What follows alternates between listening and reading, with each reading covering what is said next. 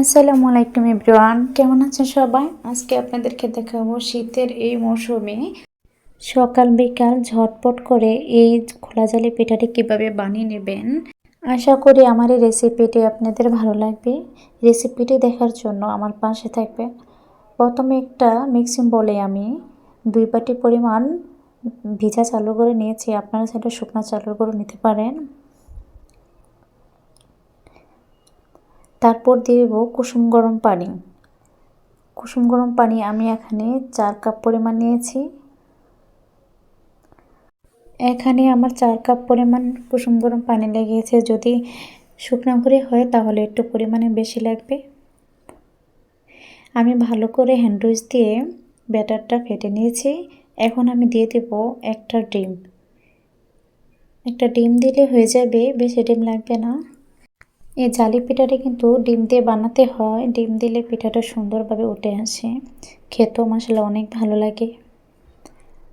শীতের সকালে পিঠাগুলো খেতে অনেক ভালো লাগে। আপনারা চাইলে ভর্তা কিংবা তোয়াক তরকারি দিয়ে খেতে পারেন। আমার ব্যাটারটা করা হয়ে গেছে। এখন আমি পিঠাগুলো বানিয়ে নেব। প্রথমে দেখাচ্ছি পিঠার ব্যাটারটা কীরকম হয়েছে। বেশি পাতলাও না ঘনও না।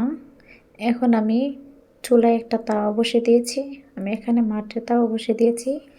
তাওয়াটা যখন পুরোপুরি গরম হয়ে আসবে তখন আমি একটু ব্যাটার দিয়ে দেব।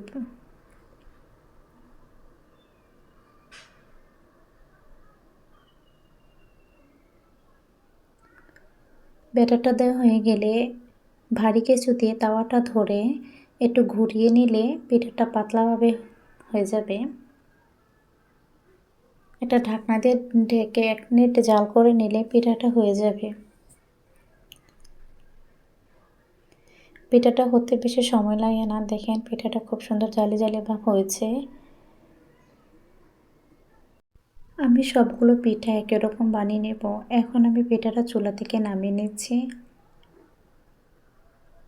আমি আপনাদেরকে একটা পিঠা বানিয়ে দেখাচ্ছি। এখন দেখেন সবগুলো পিঠা বানানো হয়ে গেছে। দেখেন কতটা সফট হয়েছে পিঠাগুলো। চুলা থাকাকালীন পিঠাটা অনেক মচমচে থাকে। চুলা থেকে নামিয়ে নিলে পিঠাটা সফট হয়ে যায়। দেখেন পিঠাটা কত সফট হয়েছে, আর খেতেও মাশাআল্লাহ অসাধারণ লাগে। আর আপনারা যেটা পছন্দ করেন, তোয়াক বা ভর্তা তরকারি ঝোল যেটা পছন্দ হয় সেটাতে খেতে পারেন। আমার এই রেসিপিটি যদি আপনাদের ভালো লেগে থাকে তাহলে একটা লাইক দিয়ে আমার পাশে থাকবেন। আপনাদের একটা লাইকে আমাকে অনেক দূর নিয়ে যেতে পারে। প্লিজ একটা লাইক দিয়ে যাবেন। আর নতুন কোনো রেসিপি নিয়ে চলে আসব। আপনারা সবাই ভালো থাকবেন। আজকের মতো বিদায় নিচ্ছি। আল্লাহ হাফেজ।